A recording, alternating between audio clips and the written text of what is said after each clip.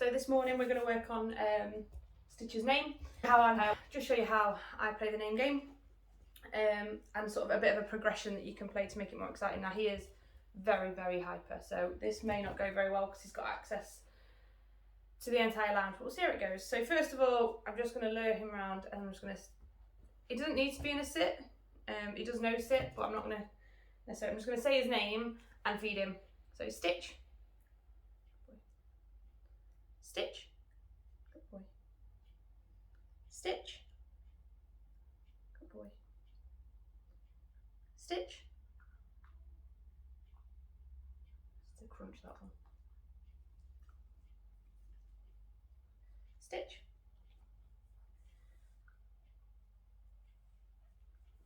Stitch. Stitch.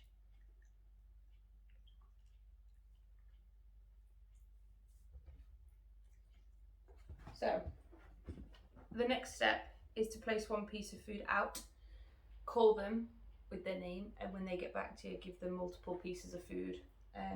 Your other option is one lower value piece of food, and when they come back in, a couple of pieces of higher value. So we'll work on that. I'm just going to now he's back with me. I'm going to stitch. Stitch. Good boy. Stitch. Good boy. So let's see if we can get him to do the next progression. So one piece of food out. Stitch. Don't know why he's adamant about jumping up onto your knee, but from the side. Good boy.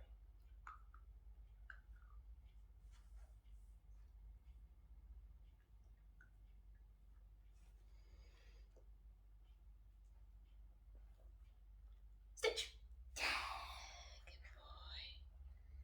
So normally I would roll a piece of food away for this, but he's not very good at that yet because his nose and eyes and that just haven't really developed for that into that level. So I kind of hold it down so he knows where it is. Stitch. Super.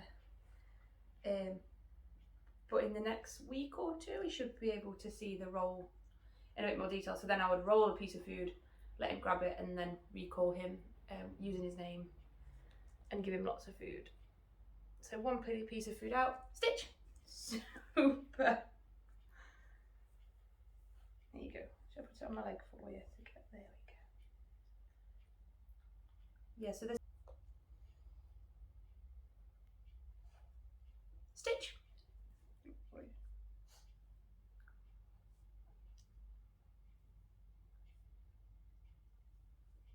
Stitchy!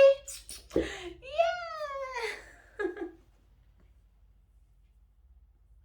Your other option when training is, instead of having them free, if they're getting themselves into mischief, is to stick them in their harness and a long line or a puppy line if you've got one. This just keeps them sort of within a specific radius to you, so they can't go off and entertain themselves and go self-employed. I do both with Stitch.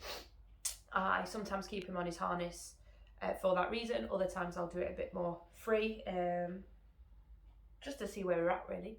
How distracted does he get? He's still a baby, so he does still get quite distracted. So don't feel put off if you're in the same situation. Training for puppies is short because they do have short attention spans. So, you know, you're not on your own. If your session lasts 2 minutes, but you get a really good 2 minutes, great. You can't really ask for much more from a puppy, especially if you're giving them access to things and training them in places they've not got access to all the time. So Stitch spends a lot of time with us or like in his pen, so he doesn't get free access to spaces to protect him from chewing things. It's not a behaviour that I want him to learn and get used to. So when he does get access, you know, we do have a bit of a starting time frame where we have to manage our battles, give him a bit of free time, exploration time, and then sometimes if he can't re-engage, that's when the harness and lead goes on. So he's had that. It's also morning time, so we'll see if we can get him back to playing our game. Make him play.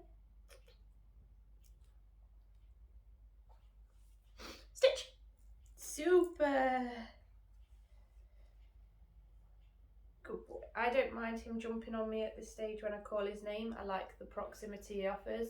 He's still young. When he's a bit bigger, I might change that, but for now, I quite like the excitement he offers to come back. Stitch!